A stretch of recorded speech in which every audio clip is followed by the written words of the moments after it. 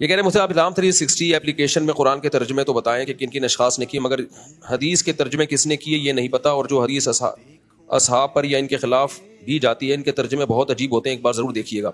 اسلام 360 نے کسی چیز کی ذمہ داری نہیں لی ہے، اس نے کہا بھائی میں نے مختلف اسکالرس کے ترجمے ڈال دیے ہیں، اب کون سا ترجمہ ٹھیک ہے کون سا غلط ہے یہ آپ کا ہیڈیک ہے، یہ میرا ہیڈیک نہیں ہے، تو وہ تو بری ذمہ ہو گئے۔ تو ابھی آپ خود سوچو، علماء سے پوچھ لو بھائی اس کا یہ ترجمہ بنتا ہے کہ نہیں بنتا، جس عالم پہ آپ کو اعتماد ہو۔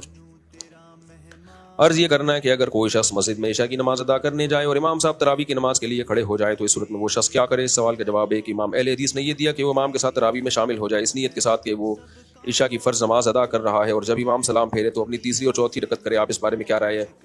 یہ ٹھیک نہیں ہے، نفل کے پیچھے فرض نماز کی اجازت نہیں ہے۔ وہ لوگ ایک حدیث سے استدلال کرتے ہیں، ایک صحابی رسول پہلے نماز پڑھتے تھے پھر آ کے اپنی قوم کو بھی نماز پڑھایا کرتے تھے، تو ہمیں نہیں پتا وہ پہلی والی نماز فرض ہوتی تھی یا پہلے والی ہو سکتا ہے نفل ہوتی ہو، تو ہمارے نزدیک یہ جائز نہیں ہے۔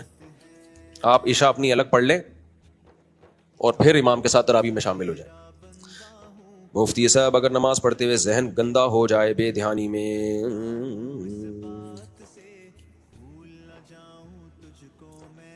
اور کوئی سوال پوچھنا ہو کسی نے؟ دیکھو یہ جو شہوانی خیال آتے ہیں اور اس سے جو قطرہ وغیرہ نکل جائے اس سے غسل فرض نہیں ہوتا، اس سے وضو ٹوٹ جاتا ہے آپ کا، دوبارہ وضو کرنا پڑے گا۔ میرا یہ سوال تھا، جب نکاح کے دوران لڑکی سے پوچھا جاتا ہے کہ قبول ہے تو طلاق کے دوران کی پوچھا نہیں جاتا لڑکی سے؟ بہت اچھا سوال کیا بھائی نے، کہہ رہے ہیں نکاح کرنے سے پہلے لڑکی سے پوچھا جاتا ہے کہ قبول ہے، طلاق کے وقت کیوں نہیں پوچھا جاتا کہ قبول ہے؟ یہی اسی بات کا جواب ہے کہ عورت کے پاس یک طرفہ خلا کا حق نہیں ہے، یہ خود اس کی بہت بڑی دلیل ہے کہ اگر حق ہوتا تو اس سے بھی قبولوایا جاتا۔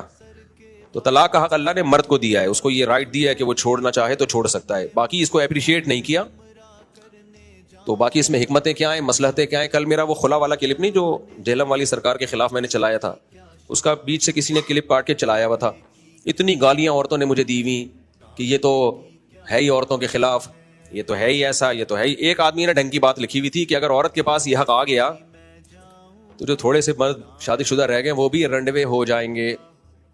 تو شکر کرو نہیں ہے عورت کے پاس ڈیورس کا حق، اور عدالتوں کے پاس بھی نہیں ہے، جج اپنی بیوی کو طلاق دے سکتا ہے، دوسروں کی بیویوں کو طلاق نہیں دے سکتا۔